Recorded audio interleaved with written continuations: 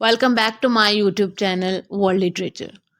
From Commonwealth to Post Colonial by John McLeod. हम आज इस वर्क को जो है वो डिस्कस करने वाले हैं। एक्चुअली में जॉन मैकलॉड का जो वर्क है बिगनिंग ऑफ पोस्ट कॉलोनियल, हम उसका चैप्टर जो है from Commonwealth to post colonial उसको डिस्कस करने वाले हैं। सबसे पहले अगर हम अपने टर्म की बात करें, कॉमनवेल्थ लिटरेचर एक ऐसे टर्म जिसको 1950s में क्रिटिक्स ने, लिटरेरी क्रिटिक्स ने यूज़ किया था। इन्होंने यूज़ इसलिए किया था ताकि ये लिटरेचर को डिस्क्राइब कर सकें। लिटरेचर को इस तरह से इन्होंने डिस्क्राइब किया कि वो लिटरेचर वहाँ से इमर्ज हुआ, जिन कंट्रीज़ की जो हिस्ट्री है वो कॉलोनियलिज्म पे बेस्ड करती है। मतलब कि वो कंट्रीज़ जो किसी वक्त पे कॉलोनाइज्ड हुए थे बाय ब्रिटिशर्स, बाय ब्रिटेन, या फिर जिन जिन कंट्रीज़ ने जिन इंफीरियर कंट्रीज़ को कॉलोनाइज्ड किया था, वहाँ से जो लिटरेचर आता है उसको कॉमनवेल्थ लिटरेचर कहा जाता है। अब वर्ल्ड के जिस हिस्से में जिसको कॉलोनाइज्ड किया था, जिसने जिस पे आके कब्जा किया था, उस कंट्री ने जब जिस कंट्री पे कब्जा किया गया था, उस कंट्री ने जब लिटरेचर लिखना स्टार्ट किया, तो उसको जो है वो कॉमनवेल्थ जो है वो लिटरेचर कहा जाता है। अब 1950s में ये जब टर्म कॉमनवेल्थ लिटरेचर आ जाती है, तो फिर क्या होता है कि डोमिनियंस और कॉलोनीज, ये हमारे पास दो हैं। अब कॉलोनीज में हमारे पास बर्मा और नाइजीरिया की कॉलोनीज आ जाती हैं, इनको कॉलोनाइज किया गया था। उसके बाद डोमिनियंस में हमारे पास आ जाती हैं, जैसे न्यूजीलैंड हो गया, ऑस्ट्रेलिया हो गया, कनाडा हो गया, इस टाइप की जो कंट्रीज हैं। अब होता क्या था कि 1907 से पहले तक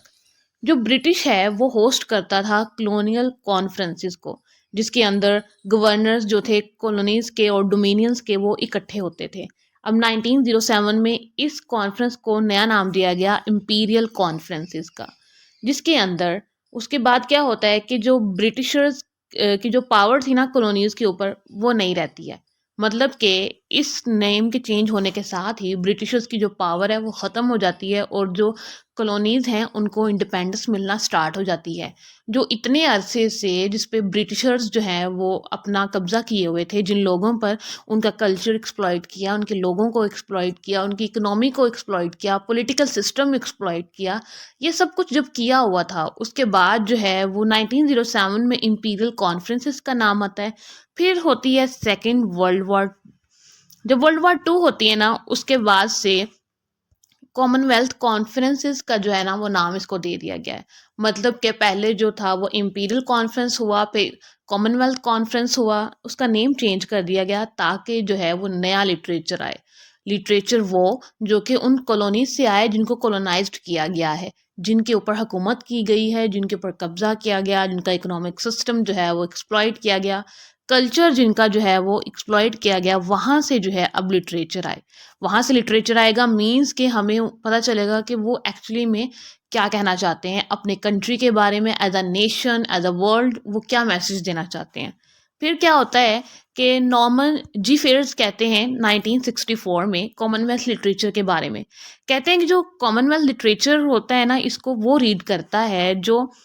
हमें न्यू आइडियाज़ देना चाहता है, या फिर हमारे पास नई इंटरप्रिटेशंस आती हैं लाइफ की। अब देखें, जैसे कॉमनवेल्थ लिटरेचर जो होता है वो यूनिटी क्रिएट करता है, कि इनके वो तो किसी एक स्पेसिफिक कंट्री का नहीं होता, मतलब एक ख़ास कंट्री से वो लिटरेचर नहीं लिखा गया होता। वो लिटरेचर जो होता है वो होल वर्ल्ड का होता है। मतलब कि वो सारे कंट्रीज़ जिनको ब्रिटिशर्स ने कॉलोनाइज्ड किया था, वो जब मिलकर लिखते हैं, लाइक अ नेशन मिलकर वो लिटरेचर लिखते हैं, तो उसमें हमारे पास जब उसको रीडर पढ़ता है तो नई इंटरप्रिटेशन आती हैं। मतलब डिफरेंट रीजन्स का लिटरेचर जब इकट्ठा होकर आता है, तो हमारे पास new ideas, new interpretations, new meanings, new matters जो हैं वो हमारे सामने आते हैं। फिर इसके बाद अब क्या होता है, अब कॉमनवेल्थ जो लिटरेचर है उसने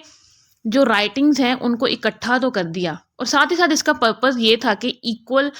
इक्वलिटी है ना, इसको लेकर आए, मीन्स के इक्वल फुटिंग की जाए हर चीज़ की। अगर हम लोग वर्ल्ड को देखें, जो इस तरह से कॉलोनाइजेशन का सिस्टम है, ये कितना बिल्कुल एक डैमेज सिस्टम है। मीन्स कि ये तो किसी भी कंट्री को डैमेज कर देता है, एक जब खुद को सुपीरियर माने और दूसरे को इन्फीरियर माने, जैसे कि ब्रिटिशर्स और वाइट्स जो थे वो खुद को सुपीरियर और बाकियों को इन्फीरियर कंसीडर करते थे, और उन्होंने किस तरह से एक्सप्लॉइट किया। बट कॉमनवेल्थ लिटरेचर जब लिखा जाने लगा तो मीन्स कि वो सारी राइटिंग्स को एक प्लेटफॉर्म पे लेकर आए, इकट्ठा किया, और जिसका फर्स्ट एडिशन है कॉमनवेल्थ लिटरेचर का वो 1965 में पब्लिश हुआ था। अब उसके बाद, अब जब ये हो गया ना कॉमनवेल्थ लिटरेचर, अब अगर आप कहेंगे कि कॉमनवेल्थ लिटरेचर जब लिखा जा रहा था तो वो लिखा तो तभी जा रहा था ना कि कॉलोनाइजेशन को ख़त्म करना था, और उसके बाद डी कॉलोनाइजेशन हुई, और डी कॉलोनाइजेशन के बाद कॉमनवेल्थ लिटरेचर आता है वर्ल्ड वॉर टू के बाद, जिसमें हम लोग जिनको कॉलोनाइज किया गया उनके बारे में बात करते हैं।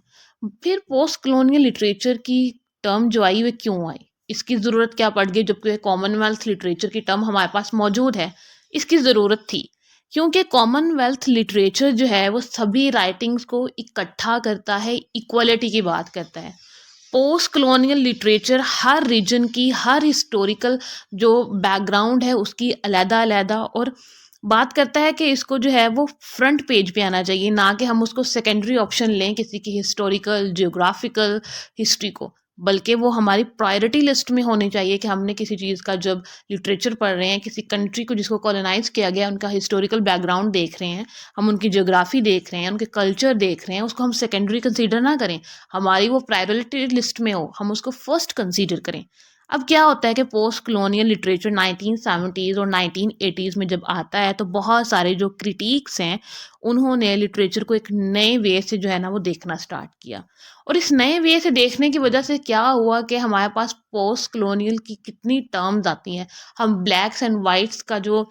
एक कॉन्सेप्ट है उसको क्लियर करते हैं, उसके बाद हम लोग करते हैं इसमें फेमिनिज्म की बात करते हैं, हमने कल्चर की बात की, हमने हाइब्रिडिटी की बात की। मींस कि एक सेपरेट सेपरेट टर्म हमने पोस्ट कॉलोनियलिज्म में डिस्कस करनी है। मींस कि पोस्ट कॉलोनियल जो टर्म है ये बहुत बड़ी है, कॉमनवेल्थ लिटरेचर से भी बड़ी जो हमारे पास टर्म आई वो पोस्ट कॉलोनियल लिटरेचर की आती है। अब जैसे कि पोस्ट कॉलोनियल लिटरेचर जब स्टार्ट होता है तो हमने इसमें कितने वर्क्स पढ़े, हमने पोस्ट कॉलोनियलिज्म के, जैसे कि फ्रांस फैनन का वर्क आया था ब्लैक स्किन वाइट मार्क, उसके बाद एडवर्ड सईद का आया था ओरिएंटलिज्म, ओरिएंटलिज्म जिसमें उन्होंने ओरिएंट और ऑक्सीडेंट दोनों का कॉन्सेप्ट दिया, और उन्होंने बताया कि वेस्ट वाले ओरिएंट्स के बारे में, ईस्ट के बारे में वो क्या सोचते हैं, वेस्ट वाले हमारे एजुकेशन सिस्टम के बारे में क्या सोचते हैं, वेस्ट वाले हमें किस तरह से इन्फीरियर कंसीडर करते हैं, खुद को सुपीरियर कंसीडर करते हैं, खुद के लिटरेचर को सुपीरियर कंसीडर करते हैं, खुद की पर्सनालिटीज़ को, खुद के इकोनॉमिक कंडीशन को, खुद की फाइनेंस को, हर चीज़ को वो किस तरह से सुपीरियर समझते हैं। तो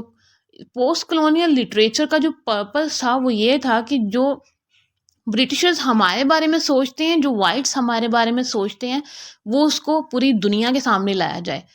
क्योंकि जिस तरह से वाइट्स हर किसी को इन्फ्लुएंस करते हैं या फिर उनको बहुत एडमायर किया जाता है, उस हिसाब से तो उनका जो ट्रू फेस है वो सबके सामने आना बहुत ज़्यादा इम्पोर्टेंट था। हम लोग पोस्ट कॉलोनिज्म में बात करें तो इसमें हम होमी के भाभा का जो